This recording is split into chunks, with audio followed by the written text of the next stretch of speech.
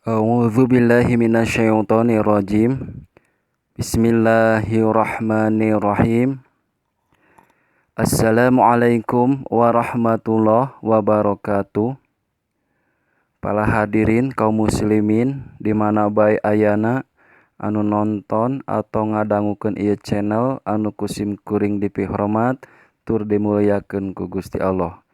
Simkuring dina waktos ayeuna bade neraskeun bahasan bismillah, bahasan kadua, bahasan kahiji entos. Dina bahasan kadua ieu bade ngabahas bismillah ku ilmu sorop sareng ilmu nu sanesna. Mudah-mudahan aya manfaatna kanggo jalmi anu mreyogikeun we kanggo simkuring. Hapunten bilih aya nu lepat supados dipanglereskeun. Maklum simkuring ieu teh nuju belajar.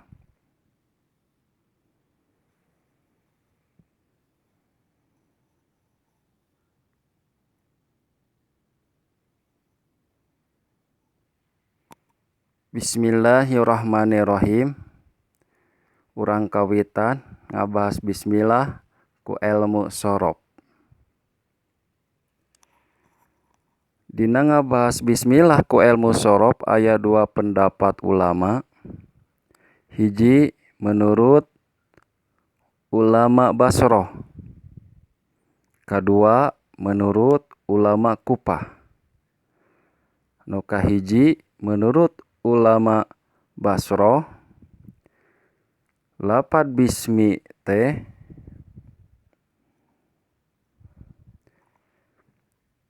asal tina kata sama fiil madi teras yasmu fiil mudhore sumwan janten masdar. Tah ieu anu bakal dicetak tina masdar. Lapad sama teh tina bab sulasi mujarod bina nakis bangsa wau bab awal mangga pilari dina kitab sorop. Sakali deui lapad sama teh dicanakna tina sulasi mujarod bina nakis bangsa wau bab awal. Penjelasanana, lapad bismi menurut ulama Basroh asal tina kata sumwan janten masdar adeganana. Saentos sumwan pindahkeun harkatna wawu anu jabar dua tea kana mim. Maka jadi weh naon? Sumaon.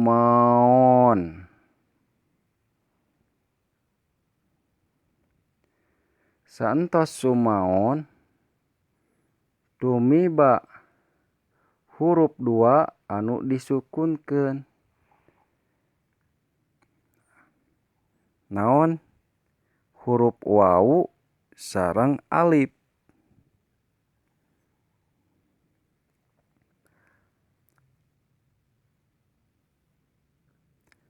Ari wawu mah asalna lam fiil, ari alif mah alif masdar.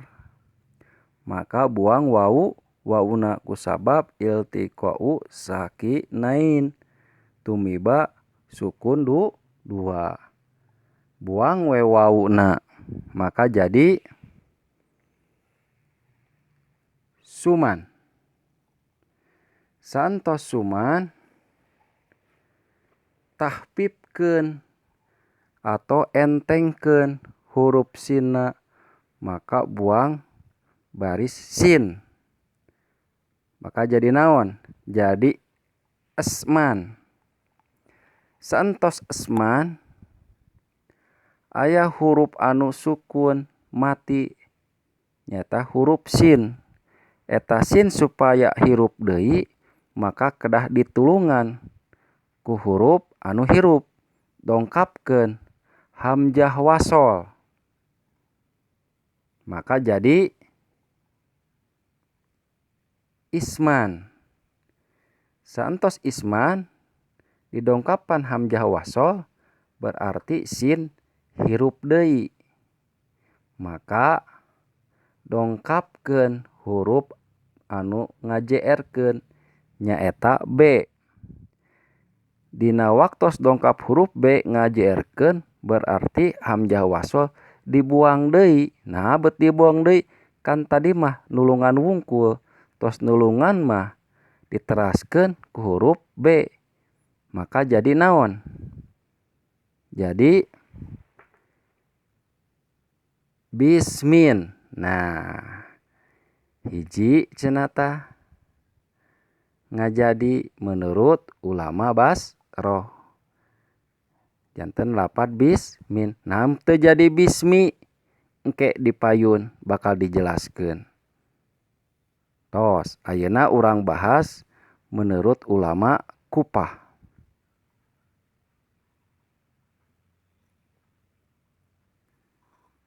Menurut ulama Kupah, lapat bismi asal tina kata wasima fi'il madi. Teras yasimu fi'il mudhore. Teras simatan janten masdar. Teras wawasman janten masdar deui tah. Masdar nu kadua anu dicanak anu bakal dijantenkeun janten lapat bismi. Jadi menurut ulama Kupah lapat bismi asalna tina wawasman janten masdar. Masdar tina naon? Nyata masdar tina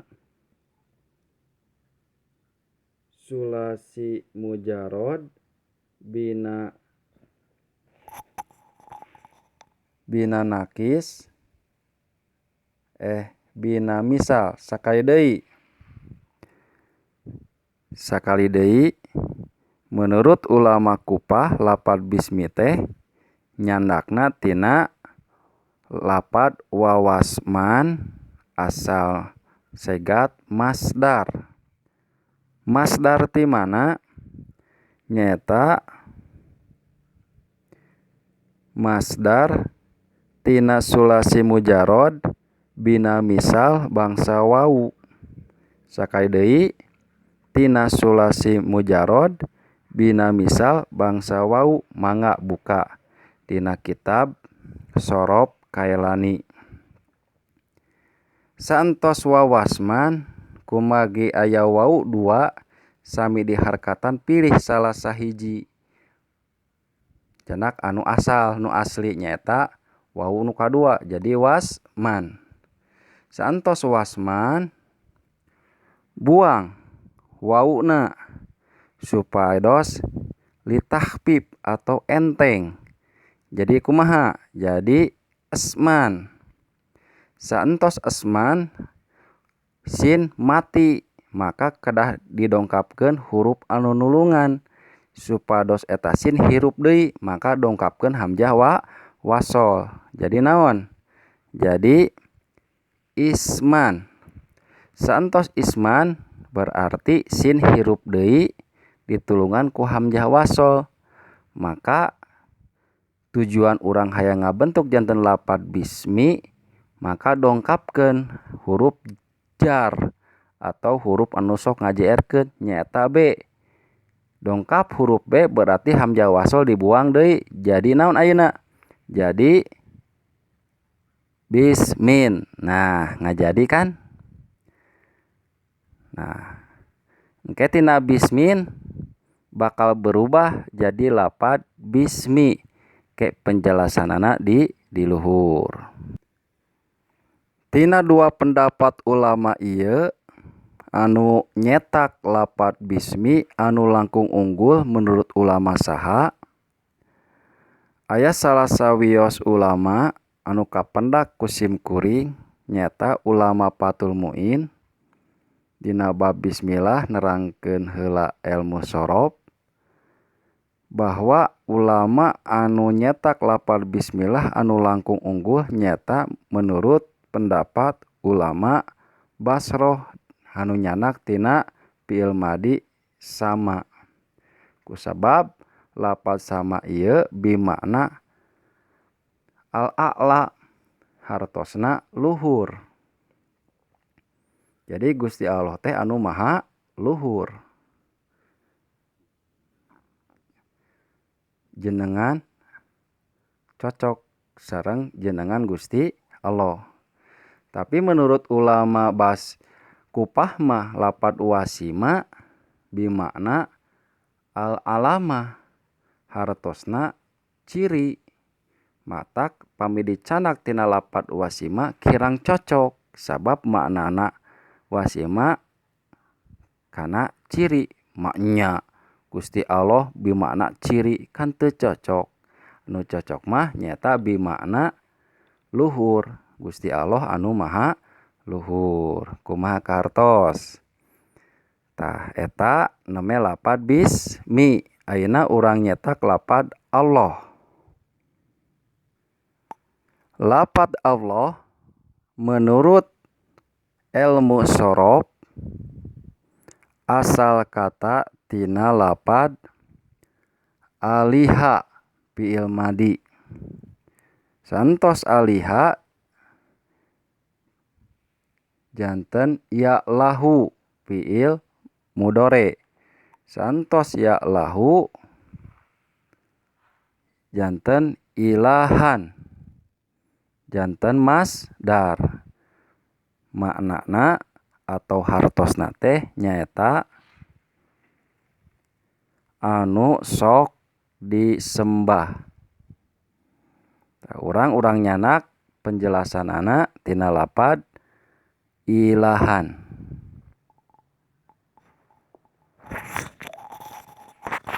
Tina lapat ilahan dongkapkeun alif lam ta'rif atau alif lam ciri kamakrifatan.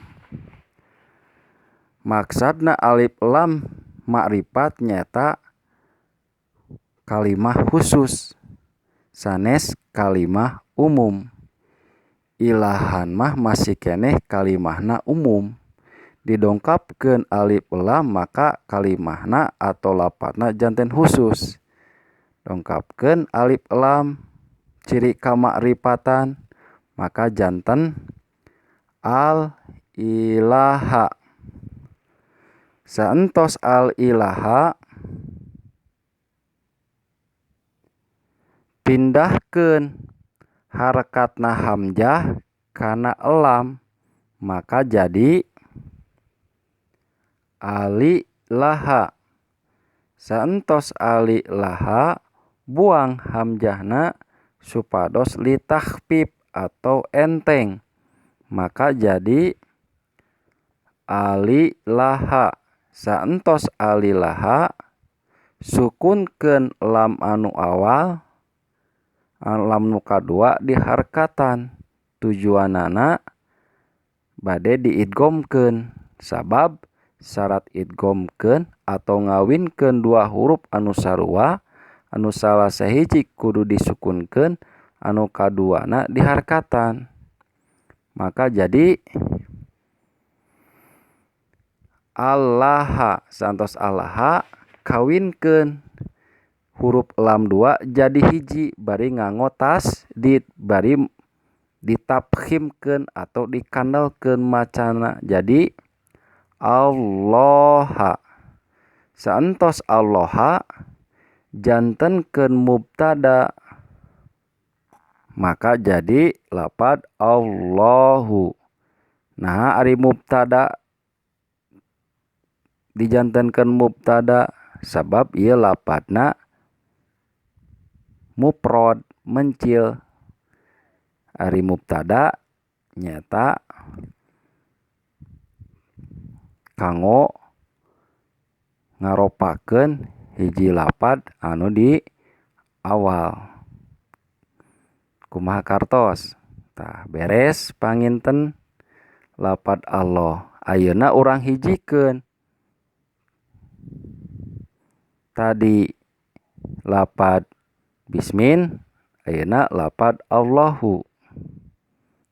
Hasil nu kahiji nyata lapad bismin nyanak tina ulama Basroh. Hasil nu kadua nyata lapad Allahu. Ayeuna urang gabungkeun. Lapad bismin didopatkeun kana lapad Allah. Lapad Allah janten mudhof pileh atau janten majrul.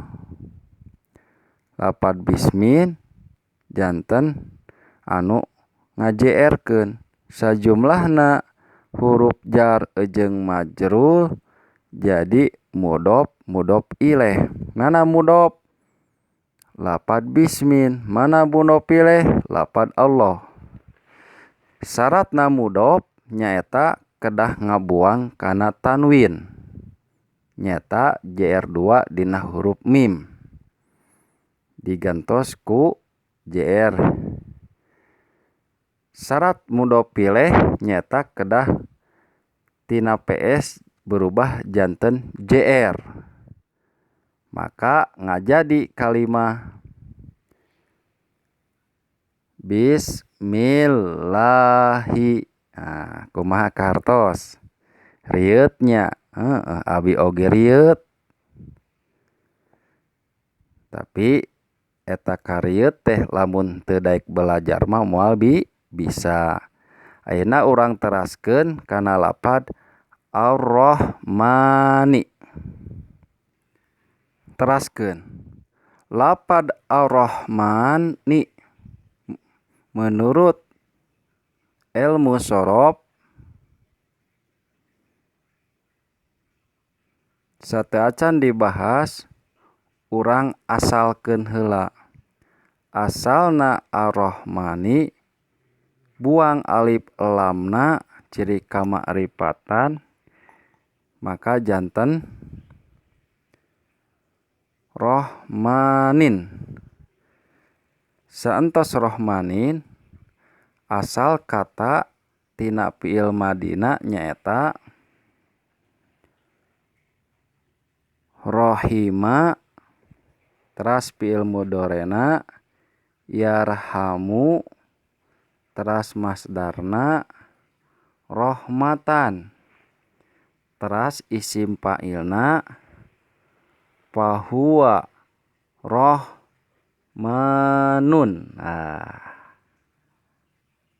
Ayeuna urang bahasna tina lapad rohmanun tina isim fa'il.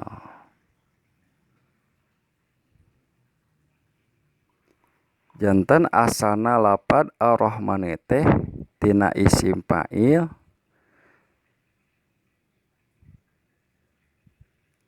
lapad rohmanun. Saentos rohmanun dongkapkeun alif lam ciri kama'rifatan. Jadi tadi mah rohmanun masih keneh lapad atau kalimah isim nakiroh. Ta ayeuna mah dongkapkeun alif lam maka janten isim ma'rifat. Di mana-mana tina nakiroh janten ma'rifat berarti ngabuang tanwin. Tina PS2 maka dibuang, dimakrifatkeun janten Ar-Rahmanu.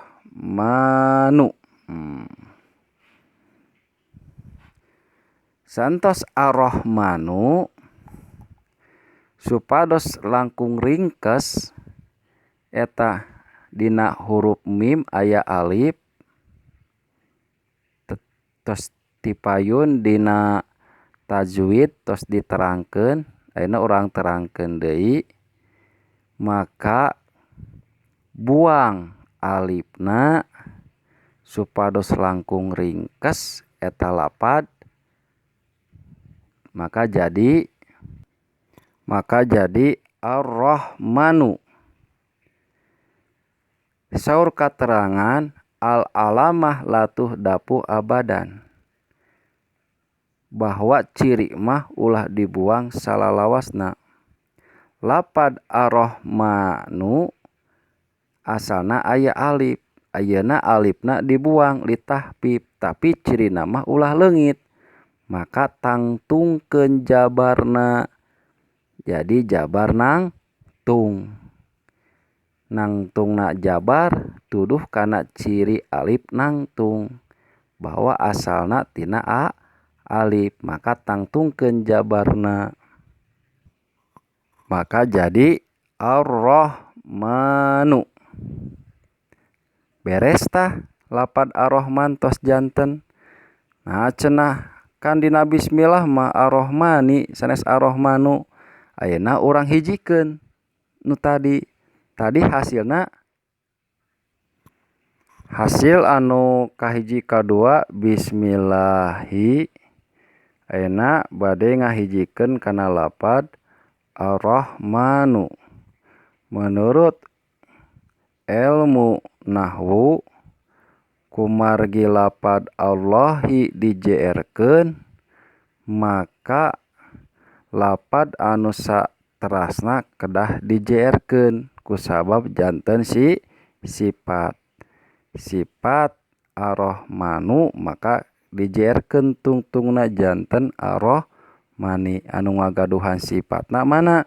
Nyata lapad Allahi dijeerkeun, maka sifat oge kedah dijeerkeun janten ar-Rahmani, maka ngajadi kalimah bismillahirrahmani. Nah kantun hiji deui lapad rohimi. Kumaha kartos dugi ka dieu?